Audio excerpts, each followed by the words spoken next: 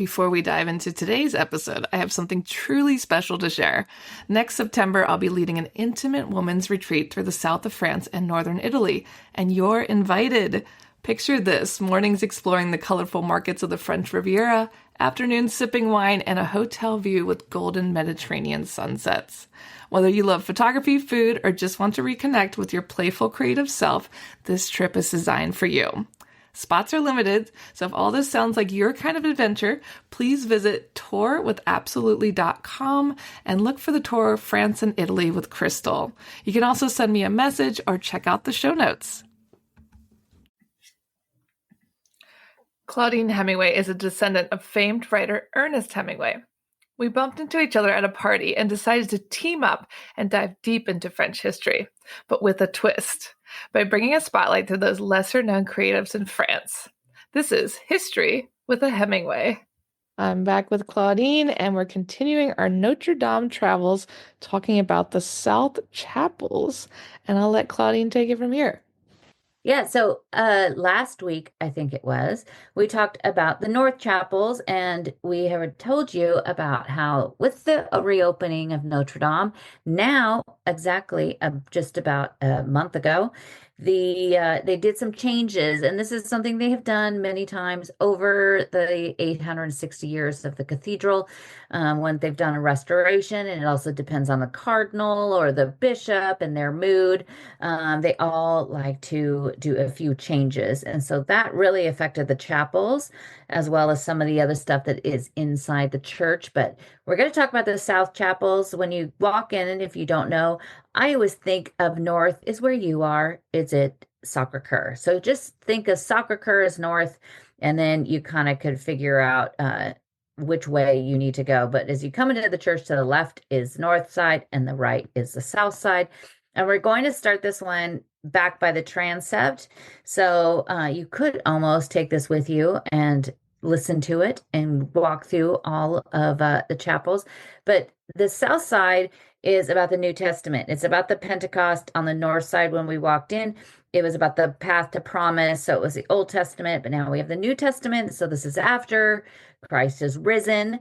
And also these, most of the chapels are named after a saint that has something to do with Paris. The first chapel closest to the transept is Saint-Joseph, Saint Joseph. It is also the confessional. So sadly, we can't really see deep inside of it because it has this beautiful wooden carved box pretty much that has some stained glass in it. But Saint Joseph, as you probably, of course, know, he was the husband of the Virgin Mary. So he's kind of I guess we would say he's kind of the adoptive father of Christ. I guess, what would you call him? A stepdaddy. He's a stepdad. He's a stepdaddy, yeah. But he's also the patron saint of fathers and workers. His attribute, which you really never see him with any of these things, is a gourd, which is pretty funny, but also a lily. But Saint Joseph does have kind of an important thing to do with Paris and Notre Dame, and specifically Louis XIV.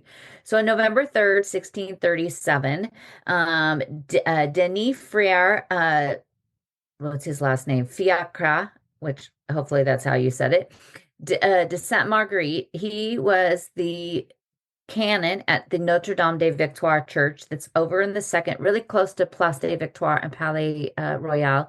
He had a vision for 4 days of the Virgin Mary. And Mary came to the friar and said, God is going to give France a son. And then told him that he needed to tell Queen Anne of Austria, who we're going to talk about a lot here the next couple weeks, who had been married to Louis XIII for 23 years, and she still had not had a child. 23 years. That's a long time to not provide, and to keep her around, honestly, because I mean, look at, Henry of England. He just was kicking them off left and right. I mean, we also have that in French history with Napoleon and Henry IV. Like, you need to produce an heir or you're on your way. But the Virgin Mary told the friar that you need to tell her that she needs to visit three churches and she needs to do it, visit to these three churches and to pray. One of the churches was the Notre Dame de Grâce, which is down in the south of France, the Notre Dame des Victoires in Paris, of course, where this friar was, and Notre Dame de Paris. She did these things, and guess what happened 10 months later? Louis XIV was born on September 5th, 1638. It worked. Magic. It worked. It worked like magic. On February 21st, 1660, Louis XIV and his mother, Anne of Austria, returned down to the Notre Dame de Grâce in the south of France and prayed and thanked her for his life. On June 7th, 1660, in the village of Catillac in the Var, a shepherd named Gaspard Ricard came across an old man in the middle of nowhere who told him that under a very large stone was a watering spring. But everybody had known that for miles and miles around, there was no source, there was no way that there's any water. But so he had the stone moved and a large spring rose up from the earth. It was just 3 kilometers from the Notre Dame de Grâce chapel that was built in 1519. It then became a pilgrimage site for followers because of this vision, because they realized the vision was Joseph.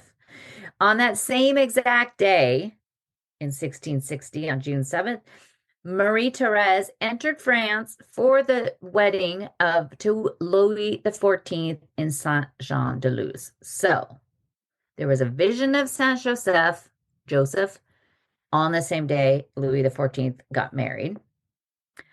Not even a year later, on March 9th, 1661, Cardinal Mazarin died, and Louis XIV finally entered into his full power. He decided he was not going to have the cardinal's position replaced and that he would be the one that would take control and power. And on March 12th, he decided he wanted to solemnly swear the feast day of Joseph as March 19th, which was first mentioned of that date in the year 800. On the 19th, he quickly contacted the Bishop Bousset, and they threw together a ceremony that they had in the chapel of the Palais du Louvre on the first floor of what's the Pavillon Sully now. And they honored Saint Joseph. And guess what happened 8 months later on November 1st? What happened? Louis XIV became a father. Joseph is the patron saint of fathers. Louis XIV became a father. It works. These chapels work. It works. I mean, some people go to the cemetery at Père Lachaise and they rub the, you know what, of the guy, Victor Noir. Maybe you just need to celebrate Saint Joseph's Day or pray. Hopefully you'll have a vision of the Virgin Mary. Exactly. That's all you got to do. That's all anybody has to do. The feast day of Saint Joseph was honored on March 19th every year until the Revolution, and then never was again. And I'm going to see this year on March 19th if it's mentioned any place. I'm sure the church does because there's a different saint of every single day. But I don't think they do any big festivities around Saint Joseph. Sadly. Ooh, they should. All these I know. Bring it back. Bring it back. Everybody, and that's also because the Notre Dame, which we will talk again about the choir and the vow of Louis XIII, which was giving France to the Virgin Mary, but it was before that, it was given to Joseph. I love it. A full circle. Full circle. Also in this chapel, and then the chapels, except for one of them, which I'll tell you, is all the master glassmen named Alfred Geronte. He did the windows in 1865, again, of course, after the designs of Viollet-le-Duc. But his brother his brother Henry was actually this amazing stained glass designer. He had the contract with Viollet-le-Duc to do Notre Dame, and he sadly died. So Alfred took over his atelier. He had already been trained as a sculptor under Victor Geoffroy Duchamp, who does pretty much most of all the little statues we talk about in these two sides of the chapels. And he took those over and did the stained glass in these windows. These are the stained glass windows too that they want to get rid of. They're going to take out. But he also did the stained glass windows in the treasury that tell the life of Saint Genevieve, and I can't wait to share that and all those pictures with everybody. But he did all of these except for the second chapel we'll talk about. There's also, if you could peek in between the pretty glass on the doors, there's a statue of Saint Joseph in here with the baby Jesus. And this was also done, as I just meant, by Geoffrey Duchamp. The next chapel is Saint Thomas d'Aquin, Thomas of Aquino, near Sicily. This is, see, that we always sometimes need Giuseppe just in the background to help I us know with he these. should be like using that accent for us. I know we could be like he could just dub it over. That would be really funny. But the San Thomas is the spirit of intelligence. It gives us knowledge of the natural worlds and the spiritual realities of the world. Saint Thomas was born near Sicily. See again, Giuseppe. He was born in the year 1225 or 26. He died in March of 1274. He had visited Paris and attended the University of Paris from 1245 to 59, and again from 1268 to 1272, which he would have been visiting Notre Dame at that time. He was canonized on July 18th, 1323, and was named the Doctor of the Catholic Church in 1567. He was a really brilliant man. He is also a patron saint of booksellers because he wrote a lot and he shared a lot of his stories. So that's why he has had a very high esteem within the church. There is a painting on the left side of the chapel when you look in that is of Saint Thomas. He is sitting on a seat, and in front of him is a little fountain. It's called the Fountain of Wisdom by Antoine Nicolas, done in 1648. It was a gift from the Dominican convent of the Annunciation in Paris. And it was given in 1974 for the 700th anniversary of the death of Saint Thomas. He is sitting on this kind of throne that he holds a crucifix in his right hand and a book in his left. He's wearing a necklace around his at the kind of the top of his robe that has a sun on a chain, and the spring is to represent the spiritual liquid from the divine fountain watering the souls that thirst to know God. But what's kind of cool about it is it has all these different leaders in it, of the Carmelites, the Franciscans, the Capetians, the Dominican. But if you look in the back, there's one that looks very different from everybody, and it's of the young Louis the 14th. Oh, I have to look for that. Yeah, it's kind of a cool one because it's very different from most of the pieces you see of paintings. The stained glass window in this chapel is really amazing, and I was wanting to go deep into this, so we'll save this for when we do one about the stained glass windows because this one is like a 20-minute story. But it's called the Tree of Jesse, and the Tree of Jesse is a theme you see in stained glass windows in many churches in Saint-Chapelle. Behind the altar, when you look up, one of those sets of windows is all about the Tree of Jesse. The Tree of Jesse is Jesse of Bethlehem. He was the father of King David. This is a tree that grows from him and is the ancestors of Christ. At the very top of this window, you see the Virgin Mary. But at the bottom, usually you always see Jesse laying down. So it's like a family tree, basically. He's lying down with his head on his hand, kind of in a meditation with his eyes closed, because he's kind of envisioning and thinking about this. But you could find this in quite a few different churches. This one is really fantastic. It's done by Edward Didon, and he's the one that did all the windows on the north side. So I'm really, really hoping that they do not remove this window because they want to remove the other ones on this side and put contemporary windows in there. Probably won't happen until maybe 2026, 2027. But I'm hoping because this one is very different from the other ones, being more grayscale, that it remains because it's a really, really beautiful window. And this chapel also is one of the Lemais that, again, we've talked about before. This one is the descent of the Holy Spirit. It was the Le Maze of 1634. It's the oldest of the maze in Notre Dame. It's the fifth in the series of 76. It represents the Pentecost, which is, of course, like I said, the theme of this side of the chapels. Blanchard was a personal painter to Louis XIII. He was known as the French Titian.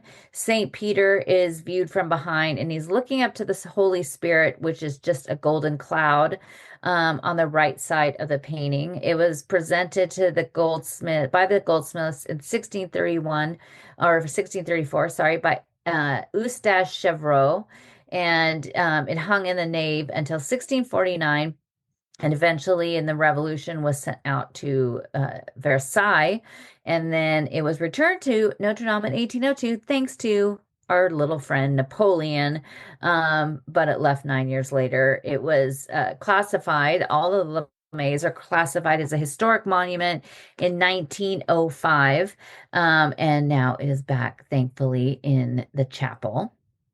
So, did you Traveling. ever see that exhibit that they had? Oh, no, I don't think so. It was pretty fantastic. The next chapel is a lady you might remember and you might recognize her name, Saint Clotilde. Saint Clotilde was the Queen of France from 475 to 545. And you might remember her because we talked a lot about her when we talked about Saint Geneviève because she was her bestie. I think I do remember her. We did, yeah, Yeah. which came up a lot. Saint Clotilde, she was a daughter of a Burgundian king, Shipwreck II, who would send her around France at just 11 years old as an ambassador. Clovis, who was the king of the Franks, heard about her and asked for her hand in marriage. She was a very devout Catholic. She tried endlessly to convert Clovis, but he resisted until the Battle of Tolbiac, which he said, I'm praying to the God of Clotilde that if I win and I'm victorious, I will become a Catholic. So guess what? He was baptized on Christmas Day at Notre Dame de Reims, in front of 500 of his soldiers. Clotilde was very close to Saint Geneviève, which we'll also talk about, and she and Clovis had the abbey built at the top of the hill that is right behind the Pantheon. After Clovis died in 511. Clotilde spent the remaining years writing about the life of Saint Geneviève, and it's due to Clotilde that we know who she is. And then she became a saint herself. We like her. She's a star. But we don't have a painting of Saint Clotilde here in the church, so rudely. There is a statue in the chapel of Saint Pierre, the first apostle, the apostle and the first pope, by Claude Carbon, done in 1865, and then a statue of Saint Clotilde by the same artist, done in 1864. The confessionals are, of course, by Eugène Viollet-le-Duc. But what's another really amazing thing in this chapel, and when I was in there yesterday, they have a little sign that says, you're not supposed to go in there unless you're praying or take photos. But it was first thing in the morning and nobody was in there or nobody was praying. So I snuck in there quickly and took some photos because there's a beautiful carved wood that was installed elsewhere in the canon's house that was outside of the cathedral. And it has all of these, all in wood, everything's in wood, reliefs of the apostles and the saints, and it goes back to the 16th century. It's amazing. It was moved into this chapel by Viollet-le-Duc. There's other panels that are in reserve that we haven't seen, but it has 17 figures on it, and it's really fantastic. I'll put some pictures on my website. But there's also another Lemaze painting in here dating to 1642, the Preaching of Saint Pierre in Jerusalem by Charles Pourson. That one is also another really great one. It's from the Acts of the Apostles, verse 40, where Peter is saying, save yourself from this corrupt generation. I think we maybe need him to come back again. But Peter is dressed in yellow, the color of hope, as he blesses the crowd. And the woman below with the child is looking up, and she's wearing blue, which is the color of Mary. This is like an audio guide. They just need to walk around with this when they go. I know. See, when your mom comes, you could just take this. Exactly. I'll make her listen to this. Or like I said, I'll go with her. He was the artist, Poisson was a student of Simon Vouet, and was a painter and friend of Cardinal Richelieu. This example of the on the painting itself, it has these twisted columns that are really amazing, and that's an example of the old altar that used to be in Notre Dame, that was created under Louis XIV that we have nothing left of, sadly. The next chapel is Saint Vincent de Paul, which a lot of people know that name because of the charity that is all over Europe and America. This one is the Spirit of Service. Saint Vincent de Paul, he had created the mission, the priests of the mission and the daughters of charity. He lived from 1581 to 1660.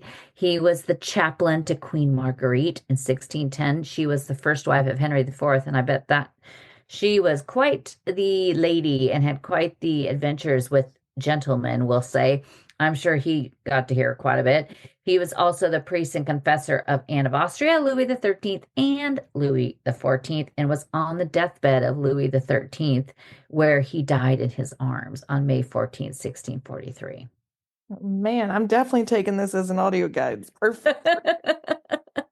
And if you want, you could go across to the left bank to the closest church, Saint Severin, and in there they have a chapel with the windows of the life of Saint Vincent de Paul, and they have a in stained glass the windows of him dying in the arms of Saint Vincent.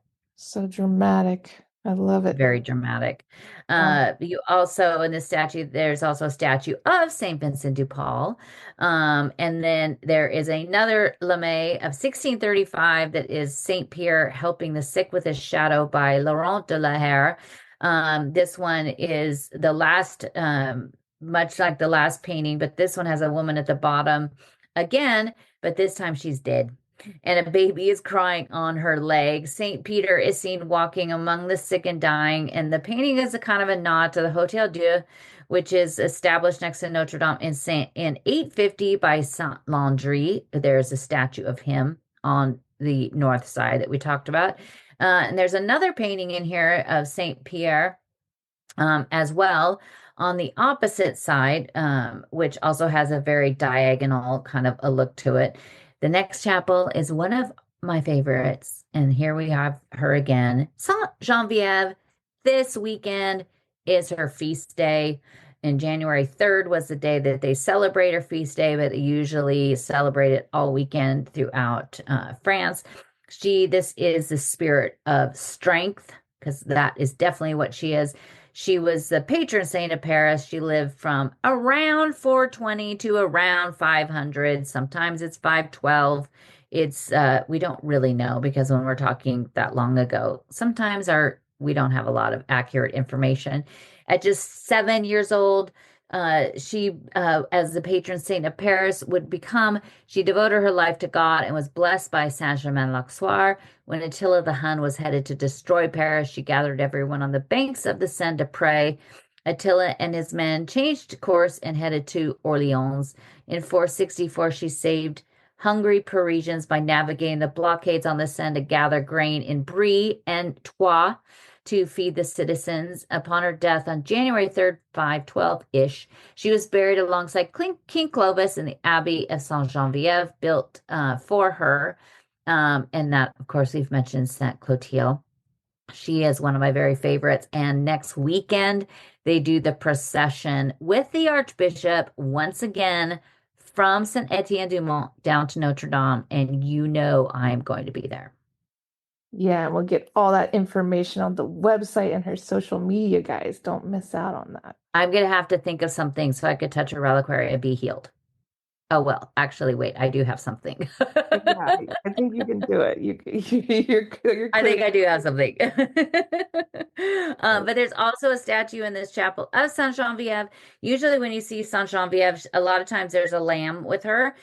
Older versions she's depicted with a candle because that is another one of her miracles. We did 2 episodes about the life of Saint Geneviève, 3 years ago. Put those links out for you. But this one, she's holding loaves of bread. It's the first time I've ever seen her depicted holding loaves of bread in a statue. The LeMays in this chapel is of 1639. It is a centurion. Cornelius at St. Peter's Feet is by Aubin Vouet, painted in 1639. The centurion was of the Italian regiment. He is very religious and devout to God. God comes to him and tells him to go to Joppa and find Peter, as told in the Acts of the Apostles. The next day he met Peter and fell to his feet. St. Peter brings the centurion to his feet with his family nearby and says, "Stand up. I too am a man. I am of the people." Very inspiring. I love Very it. inspiring. Aubin was the younger brother of Simon, who also did three of the LeMay's paintings in the church. The next is another one of my favorites, the other patron saint of Paris, Saint Denis. You know a lot of Saint Denis because you see him everywhere in Montmartre. Saint Denis was the first bishop of Paris. He was a martyr. He was the one who had his head chopped off, and he carried it up over Montmartre and to what we now call of the town of Saint Denis. Yeah, he Not, hangs out in Coco's dog park holding. Actually, no, yeah, he lost his head not only a few streets away from you, yeah. around the year 250, so quite a long time ago. There is actually a statue of Saint Denis in this chapel, by Nicolas Cousteau, done in 1722. He's also one that did the Pietà, we'll talk about in another episode. But it's very rare because it is a Saint Denis current with his head still attached. Yeah, just that's pretty cool. We like that. It is pretty cool. Normally you don't see him with his head attached in paintings or sculpture. He's always holding his head. There's a painting in the chapel on the left of the martyrdom of Saint Bartholomew by Lubin Bauguin, done in 1650. It was taken out and sent to the Hotel de Nessel in 1797, and then went to the Musée des Beaux-Arts in Rouen. And in 1958, it was given to Notre Dame. There's also the LeMay. This is the last of the LeMays. Is in this chapel. It is the Crucifixion of Saint Peter, done in 1643 by Sebastian Bourdon. Peter didn't think he was worthy to be crucified on a cross just like Jesus, so he asked to be tortured upside down, as depicted in this diagonal focus of the painting, that gives off kind of a bit of a confusion. And above, an angel holds a crown that will soon sit upon his head. Now, the last chapel, I really didn't know anything about, and I was always curious to why it was in Notre Dame, and I'll share that with you. I wish I could have found more information, but the last chapel, right before you leave, is dedicated to the Saint Paul Chen. He was a Chinese saint. He lived from 1838 to 1861, so he died pretty early. He had joined a seminary, and he had worked his way through the church. And his father at one point said, "You need to come back. We don't want you in the church. You need to be helping, make money for the family." And he said he didn't want to, but he got wrapped up in 1861 in the persecution of the Catholics. He was arrested. He was beheaded in prison, and he was just 23 years old. Very sad. They were doing a lot of beheading, I feel like. Way too There's a lot of people losing their heads. yeah, way too many. I know, but when you do lose your head, you become a martyr. So So it's there's a win-win, really. It's a really a win-win. He was beatified in 1908 by Pope Pius X, and in 1920 his remains are transferred from China to Notre Dame. They were originally, and they still are, in the Chapel of the Holy Childhood, which is on the north side, that's been renamed. But they moved the decoration of the chapel over to here because he is kind of has something to do with Paris. And of course, he's not of the Old Testament, but I think they should have left him there. Like, the poor guy's body is in one chapel, and they move his painting and his name to the other one. I just don't really think it's very nice. I agree. They should have I'm going to not. go talk to them about that. Yeah, talk to He was someone. canonized in the year 2000 by Pope John Paul II. In this chapel also is a altar and crucifix and some candlesticks that are really beautiful. They were done in 1964 for the 800th anniversary of the cathedral. They were done by Philippe Capelin.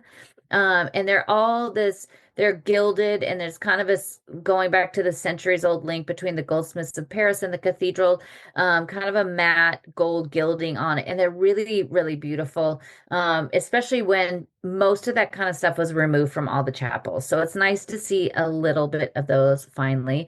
This chapel also has a painting of Paul Chen, and it also has a sculpture group of Saint Enfance, which is the work of the Sainted Childhood, which is what Paul Chen was a part of. It's really interesting, and I'm going to see if I could find even more information, but I searched for hours and really had a hard time even going to like Chinese sources, which is probably why I couldn't find anything.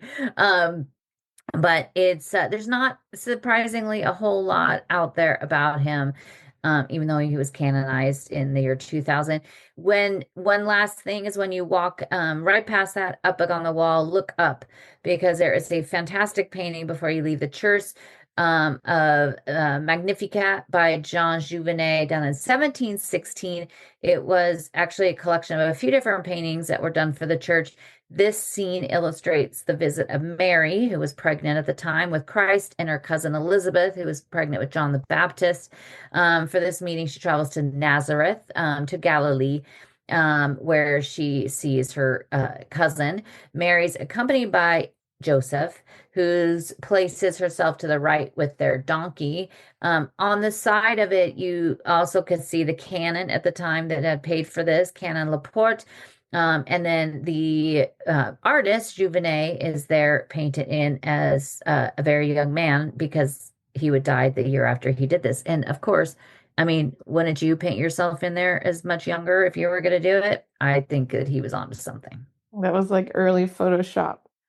Early Photoshop, which just would take a really long time. But this is the South Chapels. I've also done a whole video on YouTube that I'll put the link in there too, so you could go and watch and actually see everything as well. But I kind of go even deeper on the stories here on the podcast. So check them both out. Yeah, guys, head over to ClaudineHemingway.com and don't forget to tune in next week. Thanks for listening today, guys.